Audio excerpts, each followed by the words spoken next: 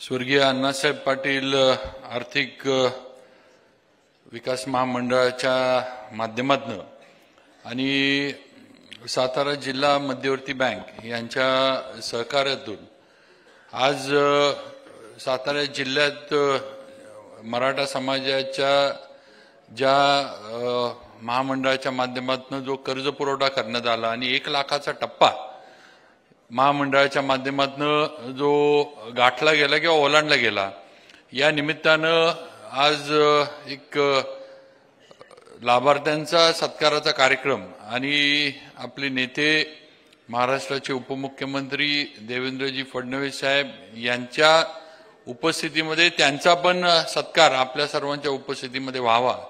कारण आज जे महामंडळ आपल्याला सहकार्य करते, नरेंद्र पाटील साहेबांनी आता सांगितलं, हे सगळं जे आहे हे देवेंद्र फडणवीस साहेब मुख्यमंत्री असताना हे निर्णय आणि हे सगळं जे आहे ते करण्यात आलं होतं। ही वस्तुस्थिती आहे, हे आपण लक्षात ठेवलं पाहिजे। त्यामुळे आमचा आग्रह होता की साहेब आपण आला पाहिजे, आपण आला, आपलं या ठिकाणी सर्वांच्या वतीनं मी साताऱ्यामध्ये स्वागत करतो। त्याचबरोबर या कार्यक्रमाला उपस्थित असलेले आपले पालकमंत्री मान्य नामदार शंभूराजजी देसाई साहेब, माझे सर्व विधान मंडळातले सर्व सहकारी आमदार, त्याचबरोबर आपल्या महामंडळाचे अध्यक्ष नरेंद्र पाटील साहेब, भारतीय जनता पार्टीचे माझे सर्व जिल्ह्याचे पदाधिकारी, त्याचप्रमाणे सातारा जिल्हा मध्यवर्ती बँकेचे संचालक, चेअरमन आणि सर्व अधिकारी, नावं घेत नाही कारण उशीर झालाय। फडणवीस साहेबांना पुढे सुद्धा कार्यक्रमाला नागपूरला जायचंय, त्यामुळे थोडं कार्यक्रम आटोपता घ्यायला लागणार आहे आणि मी पण थोडक्यातच बोलणार आहे, मी काय फार वेळ घेणार नाही। आज या ठिकाणी आपल्या सर्वांचा सत्कार प्रातिनिधिक स्वरूपामध्ये इथं होणार आहे। नरेंद्र पाटील साहेबांनी महामंडळाची म्हणजे उभारणी, त्याची पुनर्रचना, त्याचं कामकाज कसं चालतंय हे सगळं आपल्याला या ठिकाणी सांगितलं। त्याचबरोबर जिल्हा बँकेनं महत्त्वपूर्ण या सातारा जिल्ह्यामध्ये जे काम केलं, महामंडळाच्या माध्यमातून जो कर्ज पुरवठा जिल्हा बँकेने केला, मला वाटतंय मी जर नरेंद्र पाटील साहेब चुकत नसलो तर साहेब महाराष्ट्रामध्ये सगळ्यात जास्त कर्ज पुरवठा जिल्हा बँकेने केला, म्हणजे सगळ्यात जास्त लाभार्थी हे अण्णासाहेब पाटील महामंडळाचे सगळ्यात जास्त लाभार्थी जे आहेत हे सातारा जिल्हा मध्यवर्ती बँकेनं केलेल्या फायनान्सनं आज हे महाराष्ट्रामध्ये 1 नंबर आपल्या जिल्हा बँकेचा या कामामध्ये सुद्धा आहे, हे मला या ठिकाणी सांगायचंय। कारण मी संचालक आहे आणि मी गेले 7 वर्ष बँकेचा चेअरमन सुद्धा होतो, त्यामुळे नक्कीच मला याचा अभिमान आहे की मी जी संधी आपल्याला देवेंद्रजी फडणवीस साहेबांनी दिली मराठा समाजाच्या उत्कर्षासाठी, प्रगतीसाठी, उन्नतीसाठी, ती संधी आपण जिल्हा बँकेच्या माध्यमातून वापरू शकलो आणि गरजू मराठा समाजातल्या उद्योग व्यावसायिकांपर्यंत आपण पोहोचू शकलो। नरेंद्र पाटील साहेबांनी आपल्याला ती साथ दिली, हे या ठिकाणी सांगणं गरजेचं आहे असं मला वाटतं। साहेब मी एवढंच सांगेन, मी काही जास्त वेळ घेणार नाही।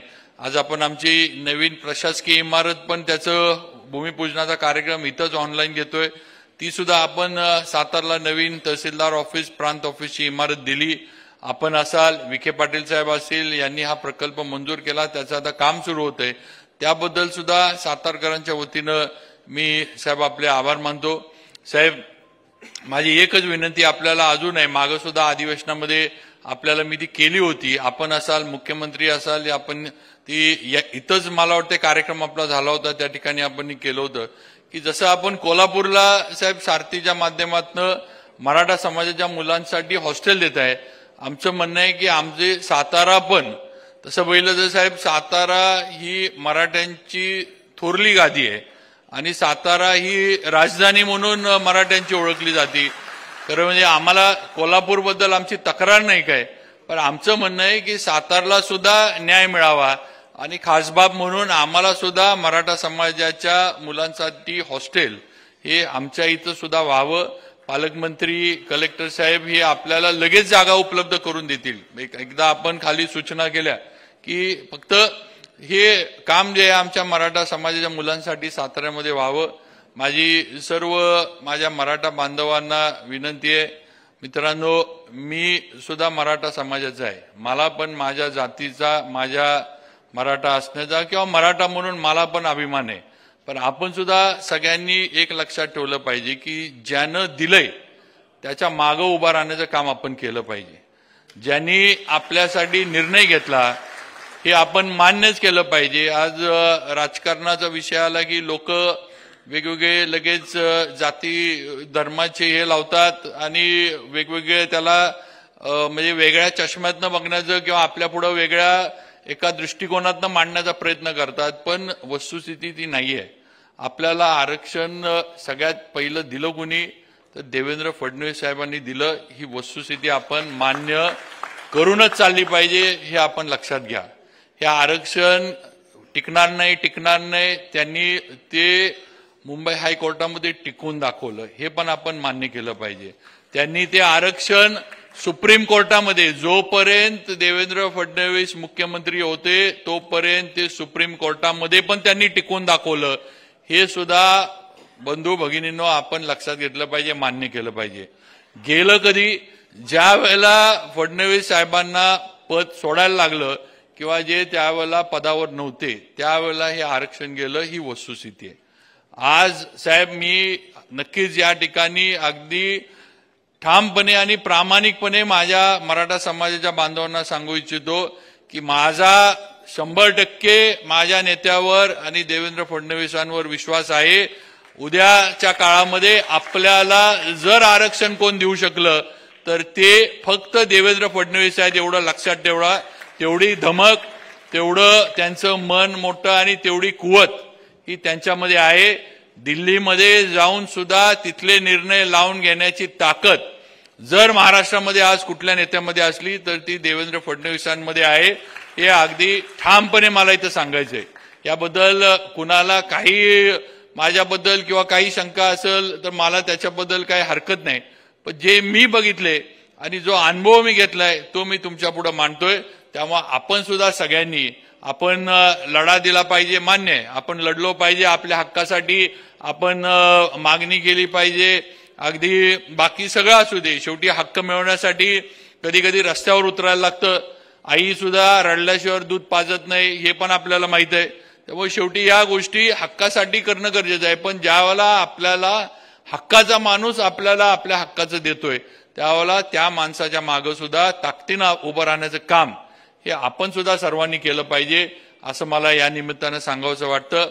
मी नरेंद्र पाटील साहेबांचं मनापासून अभिनंदन करतो. त्यांनी अतिशय चांगल्या पद्धतीनं महामंडळाचं कामकाज चालू ठेवलेलं आहे आणि आज 1 लाखाचा टप्पा हा माननीय नरेंद्र पाटील साहेबांच्या मार्गदर्शनाखाली म्हणा किंवा अध्यक्षपदाच्या खाली म्हणा आज अण्णासाहेब पाटील महामंडळानं गाठलाय.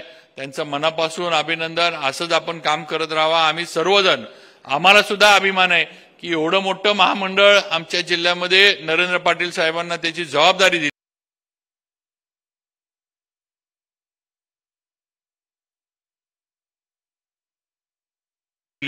हा अभिमान आम्हाला पण सगळ्यांना आहे.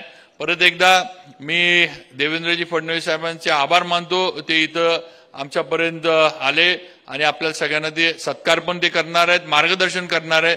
थोडं साहेब म्हटले ते बरोबर आहेत नरेंद्र पाटील साहेब जरा कार्यक्रम गडबडीत झाला पण पुढचे कार्यक्रम आहेत यायला थोडा हवामान वगैरे या सगळ्याच्यामुळे थोडा साहेबांना उशीर झाला.